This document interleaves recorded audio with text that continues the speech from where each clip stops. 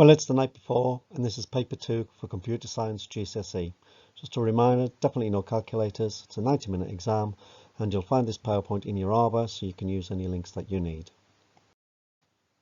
So what is covered? Well, to make sure you know exactly what's involved, you've got your Know-It-All Ninja, that's got the checklist there, and you've also got your quadrant rag list, which has got all of the things that you need to remember to revise for.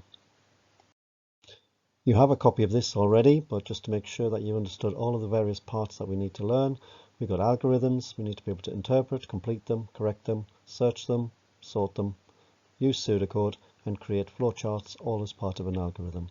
Then there's the various programming techniques you need to demonstrate, use of variables, use of constants, casting between different variable types, data types, using sequence, selection, and iteration, end, while, repeat, until, use of arrays to find data, both in single and double.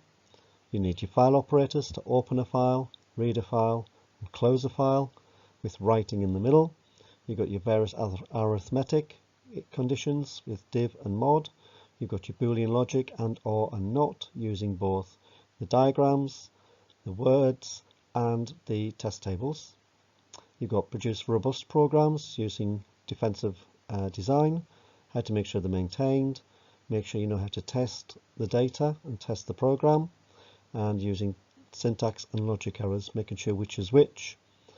Then there's computational logic, how to draw and write a simple and complex logic circuit, including the use of operators and or greater than, less than, things like that, and use of truth tables. What is an IDE? Using its facilities, describe what it can do.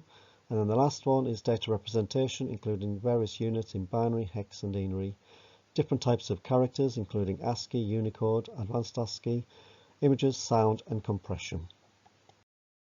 Some of the paper will be done in OCR-ERL, and some of it will be done in Python.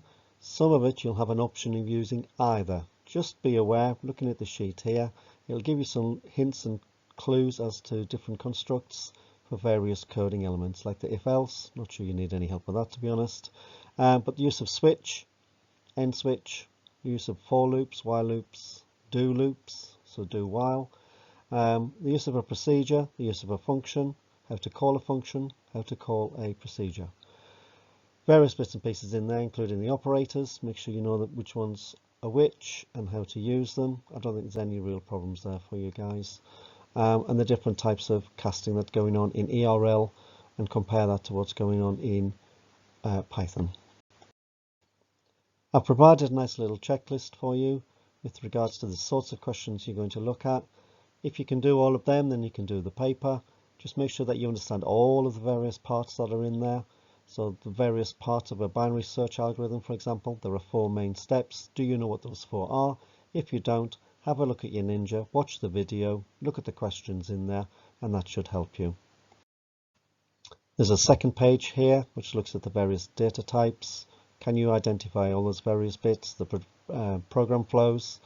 Can you do and use arrays? Have another double check of that. Make sure you can search them and find the various parts, go through loops. File handling.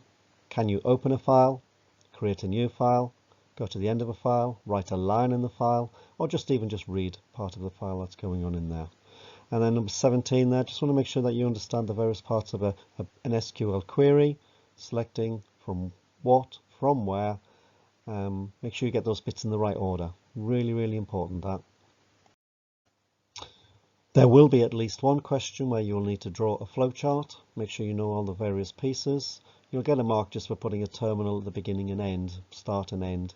Make sure you do that. Make sure you've got arrow points going in the right direction. That is really key. And please draw in pencil and use a ruler. Don't free draw them. Coding tips. Well, most of you are brilliant coders by now.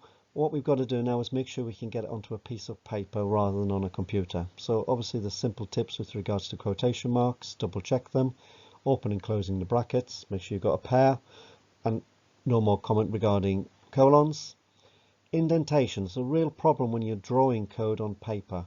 A really simple tip is to draw columns using a pencil on your paper, using a ruler, to plan the indentation. So it's really obvious to an examiner what you're actually doing. Second thing is plan the code. You've got space at the back of the paper to draw and practice. You'll need to use it. Make sure you have given them exactly what they've asked for. If they've asked for a total, an average, a separate list, check to make sure what the output is and that you give it in the right order and in the right places. In every exam paper there will be at least one of the searches and the sorting. So do you know your linear searches? Do you know your binary search? Can you write the code for each of them? Do you know the advantages and the disadvantages of each of the code? Do not mix up searching and sorting. Same again for bubble sort, insertion sort and merge sort. Do you know how to evidence on paper how to do each of those? Again, advantages and disadvantages. If you don't know, there's a link there that says review again using the Ninja, and that will direct you to the various videos that you need to see. Right, so you've revised. You've done your Ninja, it's all complete. You've used your RAG, you've looked at the quadrants, you've checked the red ones that you need to do. You know which ones you've double checked and cross checked and so on. You've looked in your books, you've got your little mini revision books that I've given you.